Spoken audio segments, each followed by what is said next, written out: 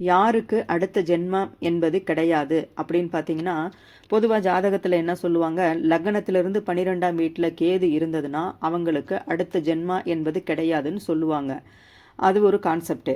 அது மட்டும் அல்லாமல் சனியின் தாக்கத்தில் பிறந்தவர்களுக்கு அடுத்த ஜென்மா என்பது கிடையாது. சனியின் தாக்கம் அப்படின்னா பூசம், அனுஷம், உத்திரட்டாதி நட்சத்திரத்தில் பிறந்தவர்களுக்கும் காலபுருஷனுக்கு 10, 11ஆம் வீடான சனியின் வீட்டு மகரம், கும்பம் இந்த 2 வீட்டு ராசி அல்லது லக்னத்தில் பிறந்தவர்களுக்கு, அதாவது மகர ராசி, மகர லக்னம், கும்பராசி, கும்ப லக்னத்தில் பிறந்தவர்களுக்கும் சனி தசையை கடந்து வந்தவர்களுக்கும், சனி தசையை யார் கடந்து வந்தாங்களோ அவங்க எல்லாமே அந்த சனி தசையில் அவங்க அனுபவித்து அவங்களுடைய கர்மாவை கழித்து முடிச்சிருப்பாங்க.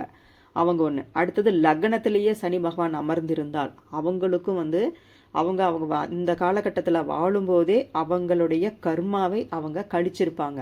அவங்க ஏதாவது பாக்கி கர்மா வச்சுருந்தா தான் அவங்களுக்கு அடுத்த ஜென்மங்கிறதே வரும். இந்த ஜென்மாவிலே எல்லாமே கழிச்சிடுறதுனால அவங்க அடுத்த ஜென்மாங்கிறது அவங்களுக்கு இல்லாமல் போயிடுங்கிறது ஒரு ஐதீகமான ஒரு விஷயம்.